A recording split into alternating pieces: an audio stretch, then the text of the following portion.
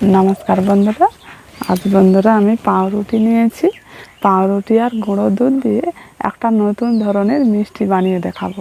আর এই মিষ্টিটা খেতে কি ভালো লাগে, আর বানাতেও একদম সোজা। আর আপনারা দেখুন আমি কিভাবে বানাই। এখন পাউরুটির এই আগের দিকে এই যে কালো অংশটা আর এই পেছনের এই কালো অংশটাকে একটু কেটে নিচ্ছি। আর মিষ্টি বানালে এইটা কিন্তু দেখতে ভালো লাগবে না, তাই আমি এটা কেটে বাদ দিয়ে দিচ্ছি।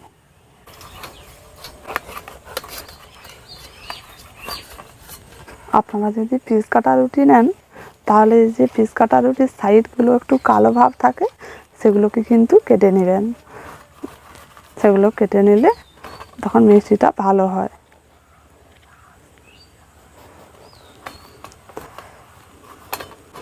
এই যে দুটো রুটি আমি সাইজ করে কেটে নিয়েছি। এবার আমি পাউরুটিটাকে ছোট ছোট টুকরো করে কেটে নিচ্ছি। এই রকম কিন্তু ছোট ছোট করে কেটে নিতে হবে।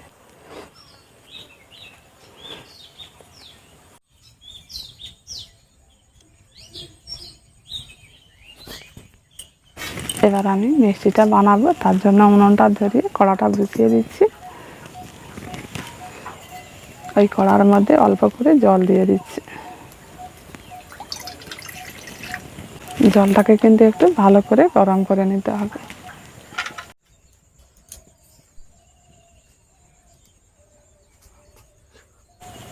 এই মিষ্টিটা খেতে কিন্তু ভীষণ ভালো লাগবে। অবশ্যই বন্ধুরা একবার অন্তত বানিয়ে দেখবেন। আর খুব ছোট ছোট করে টুকরো করে রুটিটা কাটা হয়ে গেল। এখন জলটা একটু হালকা গরম হয়ে গেছে। এবার এর মধ্যে আমি 1 প্যাকেট গুঁড়ো দুধ নিয়েছি। এই গুঁড়ো দুধটা কেটে দিয়ে দিচ্ছি।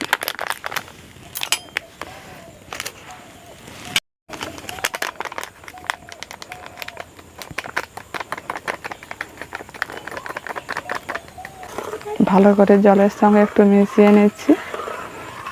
দেখুন এর মধ্যে কোনো দানা ভাব আর নেই, খুব সুন্দরভাবে মিশে গেছে। এবার এই দুধটাকে একটু ভালো করে ফুটিয়ে নেব। এখন দুধটা খুব সুন্দরভাবে গরম হয়ে গেছে। এবার এর মধ্যে আমি টুকরো করা পাউরুটিটা দিয়ে দিচ্ছি।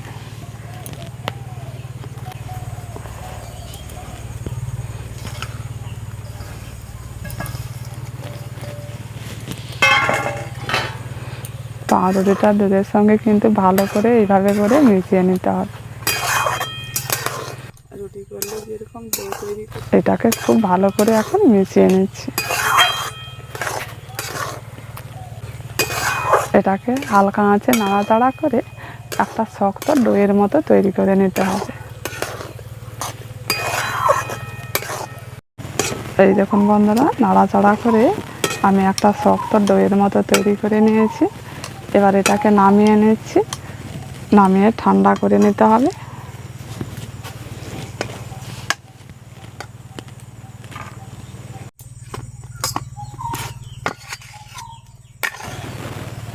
বন্ধুরা আমি এখানে চকো চকলেট নিয়েছি, আর আপনারা চাইলে ক্যাডবেরিও নিতে পারেন।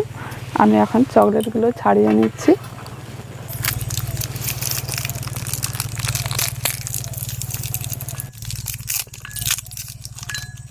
এখানে আমি সব চকলেটগুলো বের করে নিয়েছি। এদিকে আমি আবার কড়া বসিয়ে দিয়েছি, আর এর মধ্যে আমি এখন আবার দুধ দিয়ে দিচ্ছি। এই দুধটা কিন্তু গুঁড়ো দুধ নয়, গরুর দুধ নিয়েছি। ভালো করে গরম করে একটু ফুটিয়ে নেব। এবার এই রুটিটা ঠান্ডা হয়ে গেছে, একটু ভালো করে মেখে নিচ্ছি।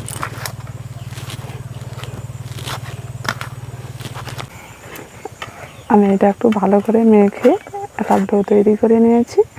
এবার এর মধ্যে থেকে অল্প করে একটু কেটে নিয়ে এটাকে গোল করে খুলি তৈরি করে নেব। যেমন পুলি পিঠে করলে যেরকম খুলিটা তৈরি করে নিতে হয়, সেইভাবে করে নিতে হবে। এই দেখুন এর মধ্যে আমি চকো একটি দিয়ে দিচ্ছি। এইভাবে করে একটু আস্তে আস্তে মুড়ে আবার এটাকে কিন্তু গোল করে নিতে হবে। একটু ধীরে সুস্থে এই মিষ্টিগুলো বানাতে হবে, যাতে না এই চকোটা বেরিয়ে যায়।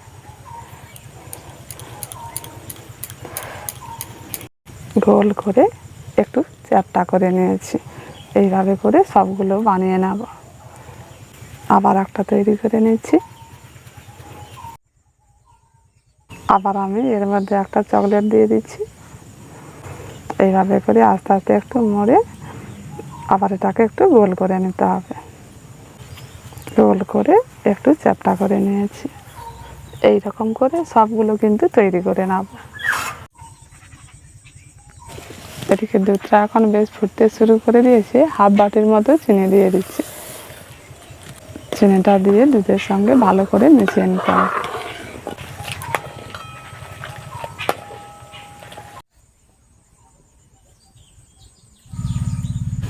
এখন আমি সব মিষ্টিগুলো তৈরি করে নিয়েছি।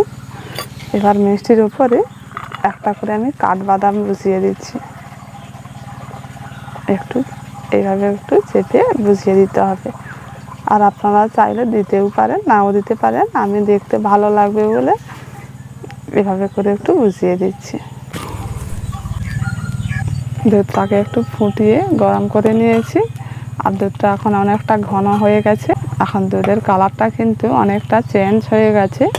এবার এই গরম গরম দুধটা কিন্তু এই মিষ্টির ওপরে দিতে হবে।